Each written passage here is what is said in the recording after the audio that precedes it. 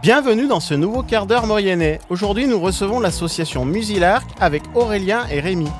Aurélien et Rémi, bonsoir. Bonsoir. Alors, vous nous proposez les 5 et 6 juillet prochains le festival Charrock, festival de rock en Maurienne.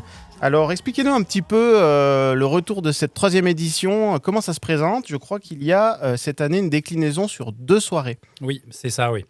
Donc les années précédentes, on avait 4 groupes sur une soirée et la chose nouvelle pour 2024, c'est qu'on aura 2 soirs les 5 et 6 juillet avec 3 groupes par soir. Alors du coup, c'est 3 groupes qui se présentent, qui font des reprises, hein, c'est ça ? Alors pas tous. Pas tous. Pas tous. Le premier soir, on a essayé de mélanger groupe de composition et tribute. Donc on va commencer par Corithney à 19h, suivi par un tribute Kiss. Et pour finir, Adam Bomb, qui devait être présent, mais on a eu une information, une mauvaise nouvelle aujourd'hui, où il doit se faire opérer le 2 juillet sur New York, et malheureusement, il ne pourra pas être des nôtres. Mais la chose positive, c'est qu'on a pu trouver un groupe de substitution, et ce sera un tribute Maneskin, qui nous vient tout droit de Rome, qui s'appelle Moonskin. Alors justement, donc, je notais qu'il y avait un groupe de plus que les années précédentes, 2 soirées, donc ça veut dire qu'on le rappelle d'ailleurs, 2 soirées gratuites. Ça veut dire qu'on va pouvoir quand même profiter largement de l'aménagement de cette nouvelle scène. En plus, je crois que vous changez de position sur le champ de foire, hein, on rappelle le lieu, hein, c'est le champ de foire à Saint-Jean-de-Maurienne, près du centre Louis Armand, centre de la maison des associations. Donc c'est du boulot, j'imagine que là vous vous y êtes pris 1 an à l'avance. Hein. Non, il y a 3-4 mois. Voilà, non, mais vous le pensez depuis un an, voilà. Non, oui. Je veux dire, voilà, quand on réaménage comme ça. Alors pourquoi l'idée de repartir sur 2 soirées par rapport à l'année dernière ? Qu'est-ce qui vous a motivé à aller plus loin ? La motivation principale, c'est que voilà, on étendait le festival sur une journée étalée, et c'est vrai qu'on a toujours bénéficié, mais on ne va pas s'en plaindre, du beau temps. Mais les gens souffraient même de la chaleur, les groupes aussi d'ailleurs, pour tout ce qui se passait l'après-midi. Du coup, on s'est dit qu'il était peut-être plus intéressant de décaler les horaires et de profiter des meilleurs moments à la meilleure période, mais sur 2 soirs. Alors, peut-être qu'on peut déjà donner des horaires. Ça se passera à partir de quelle heure ? Ouverture des portes à 18h. À 18h et premier concert à 19h. Alors, d'accord. Alors, on le rappelle, hein, vous êtes une 60aine de bénévoles, c'est stable, c'est des gens qui se mettent à fond, hein, qui vous aident. Il y a du boulot, il y aura la présence de pas mal de stands aussi pour se restaurer, boire un coup, voilà. Et puis il y a une nouveauté cette année, et là je l'ai sous les yeux.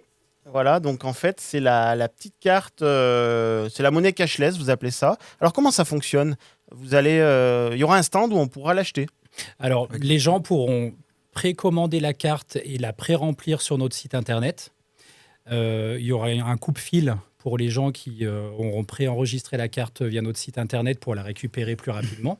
Et ensuite, on aura des caisses classiques où les gens viendront pour échanger soit de l'espèce ou payer en carte et recevront en échange cette carte qui sera créditée du montant indiqué par le client. Donc en fait, finalement, c'est une fluidité aussi pour les échanges de monnaie. Oui. Voilà. Et de la rapidité aussi dans les différents stands pour être plus efficace. Les gens auront juste à dire ce qu'ils veulent et paieront en posant la carte et ce sera beaucoup plus fluide et rapide. D'accord. Pas de monnaie, de circulation, même de la monnaie Charrock. D'accord.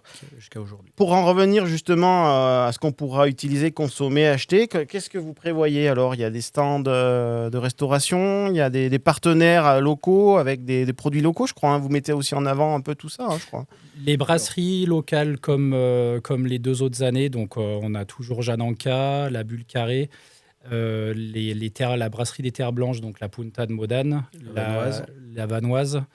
Et puis la brasserie de l'Étendard de Saint-Julien-Mont-Denis, donc qui sont toujours partenaires, qui nous suivront et qui ont fait les bières qui sont posées sur la table. Alors justement, là, sur la table, on a des goodies. Voilà. Et donc, expliquez-nous un petit peu qu'est-ce qu'on a. Alors, on a cette bière, donc ce qu'on disait, donc avec ses partenaires. Donc ils ont créé, brasserie locale. On a élaboré avec eux donc une bière blanche, une IPA, une blonde et puis une stout au café.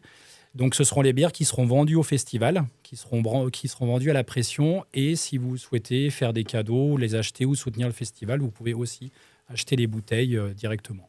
Et puis là, on a une casquette aussi. Et d'autres accessoires peut-être ? On a parapluie, on a des ponchos. Des mugs, des mugs, voilà, il y a plein de des choses t-shirts. qui seront accessibles sur le site Yatou en Maurienne Alors, d'ici quelques voilà, semaines. justement, ce que je voulais dire, c'est que vous allez paraître sur le Yatou en Maurienne, on le rappelle, yatou.fr. Et donc, c'est sur la place de marché mauriennaise que vous serez aussi visible. Exactement, oui. D'accord. Les gens pourront directement acheter sur le site. Et puis, au niveau de votre promotion, je crois que vous avez des soirées qui sont passées ou en cours, en prévision. Oui. Je crois que vous avez une soirée promotionnelle au bar La Source Maltais de Saint-Jean-de-Maurienne. Pour inaugurer justement les bières avec les brasseurs, oui. Alors, on le rappelle, des bières à consommer évidemment Avec avec modération, modération. et- Voilà. Et puis, donc, un dispositif qui est aussi soutenu financièrement. Vous avez de très nombreux partenaires. On peut peut-être expliquer un petit peu en quelques mots le déroulé, comment ça se passe, comment c'est articulé toute cette aide financière aussi. On est toujours à la recherche de partenaires, Oui. privés, publics ou autres. Après, on a des partenaires réguliers qui reviennent vers nous chaque année. On a le soutien de la commune, bien évidemment. La municipalité de Saint-Jean-de-Maurienne. Mais après, voilà, le festival vit, enfin, l'association à travers le festival, par les ventes de goodies et puis des choses qu'on vend au moment du festival. C'est notre seule source de revenus. Et puis donc les dons. Donc, on en a toujours besoin parce que c'est grâce à ça que le festival vit et perdurera. Et pourra grossir aussi, pour être plus qualitatif d'année en année. Oui. Alors justement, vous parlez de grossir, c'est un festival qui a une aura bien au-delà de la vallée, je crois, actuellement. Vous visez loin, finalement. Il y a des gens qui viennent au-delà de la Maurienne. Il y a tous les Mauriennais un peu. C'est un peu un moment de communion, en fait, cette soirée des Mauriennais autour de ce festival de rock. Et puis, il y a des gens, vous l'avez constaté sûrement d'ailleurs, on l'avait vu au fil des précédentes éditions. On est assez surpris de ça, justement. Et c'est là aussi qu'on prend conscience qu'au-delà d'un festival, c'est un vrai moteur économique aussi pour la vallée. Tout le monde peut s'y retrouver, tous les partenaires, les restaurateurs, les magasins, les lieux culturels saint-jeanais. C'est une journée où on a quand même plus de 7000 personnes qui s'amassent dans la ville. Tout le monde a y gagné. C'est pour ça que faire perdurer ce festival, autre qu'uniquement culturel, c'est une véritable soupape économique aussi, et autre que le sport, que le vélo, qui sont complémentaires. Évidemment. C'est différent, et il est important aussi de mettre la culture à sa juste valeur, et de prouver aussi qu'avec la culture, on peut aussi ramener de l'économie, quoi. D'accord. C'est vrai que c'est vraiment un événement fédérateur qui crée du lien social. Et à chaque fois que je passe dans le public ou dans le festival, c'est vrai qu'il y a cette ambiance qui nous avait surpris même dès la première édition, où tu parlais de communion, c'est vraiment ça. On a l'impression que tout le monde discute entre eux, passe un bon moment, profite des choses, que c'est un moment de paix instantané. Les gens viennent au Charrock avant de venir voir un groupe. C'est ça qui est assez surprenant. C'est pas qu'on ne pourrait mettre n'importe quel groupe, mais quand on parle du Charrock, on parle réellement du festival de Charrock et non pas des groupes qui passent. Des fois, les gens ne savent même pas vraiment la programmation et viennent parce que c'est les Charrock. Le Charrock a dépassé ce gros chat géant qui a une tête rigolote. Qui est la mascotte. Voilà. Est devenu fédérateur, est devenu un vrai symbole de partage et de plaisir, en fait. D'accord. Alors cette mascotte qu'on retrouvera sur le terrain, mais pas que. Alors on n'en a pas parlé, mais il y a Daniel Guénetdinov qui est animateur et qui viendra un peu rehausser aussi cette soirée. Expliquez-moi un petit peu comment il va agir sur cette soirée, parce qu'on sait qu'il a la bonne parole. Oui, il va faire vivre le festival en interscène notamment. Donc tourner un peu dans les différents stands, faire participer le public aussi.